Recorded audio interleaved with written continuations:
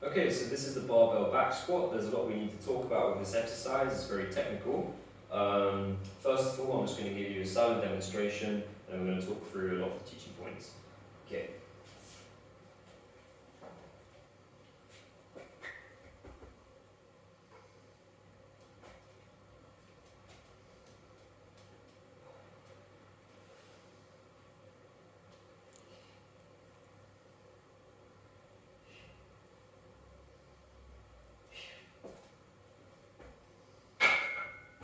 Okay, so the barbell squat primarily is working the quads, the hamstrings and the glutes ever so slightly. It's also a core exercise and actually a really good back exercise as well. So it's really a massive full body exercise, proper compounding. Okay, so the first thing you want to think about when doing the barbell squat is setting the barbell hooks to the correct height so that the barbell is nice and level with your chest. You don't want to set the barbell too high, and you also don't want to set it too low. You want it at a nice chest level for the back squat.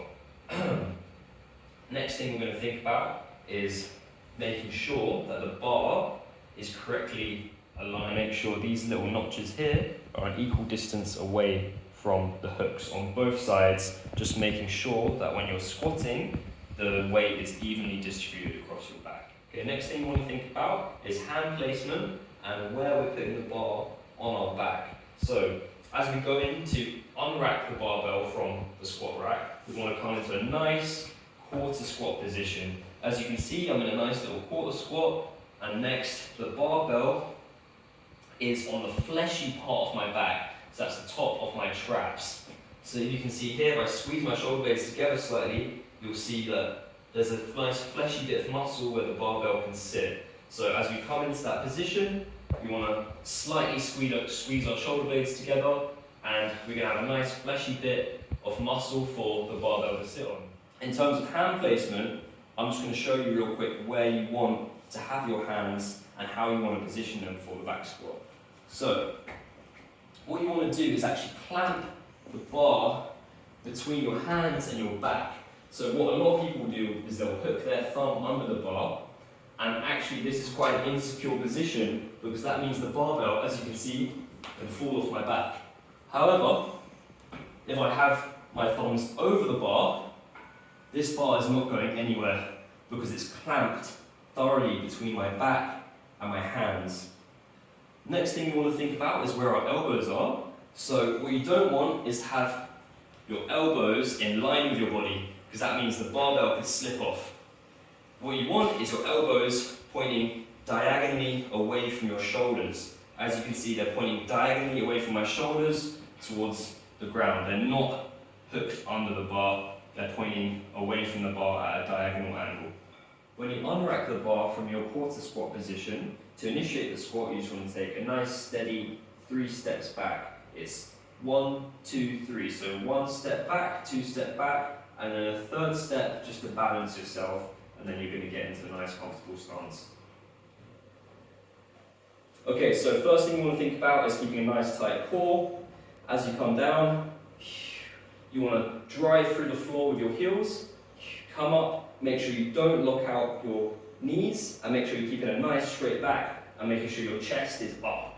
And those are the main things you want to think about in the squat. One more thing, you don't want to make sure you're leaning too far forward. I see a lot of people leaning forward as they're doing the squat. You want to keep that chest up and that core nice and tight.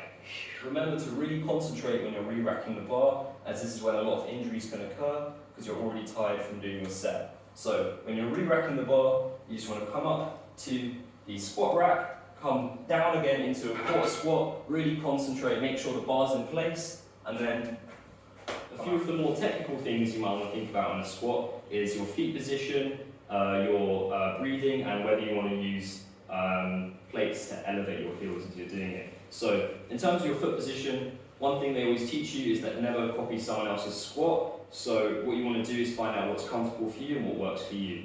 I like to go for a shoulder width stance, and that's going to vary from person to person. Some people like to go a little bit wider, some people like to squat nice and narrow.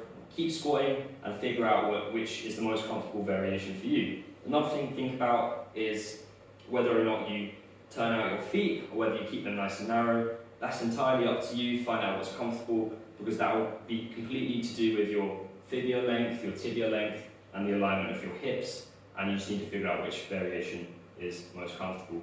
When it comes to your breathing in a squat, you want to make sure that you hold your breath at the start of the squat, right before you're about to go down. Hold your breath, and you only release your breath when you're about 3/4 of the way up. So if you imagine there's a water line here, as I hold in my breath, I'm going underwater, and then as I come above my chest, I release the breath. And that's going to make sure you have a nice, tight core for the majority of the exercise, and you're only expelling air once you're through the hardest part of the exercise. Okay, so one thing you might want to do whilst you're squatting, and this will really depend on your build, whether you have especially long legs or if you have a short torso, you might want to use plates to elevate your heels so that you can squat without getting what we call butt wink. So you see, if I come down here, right at the bottom of my squat, you can see my bum is tucking under my spine, and that's something you want to avoid. So if you are getting that in your squat, you might want to use some plates to elevate your heels. So if you see now when I squat all the way to the bottom, the butt wink will be eliminated.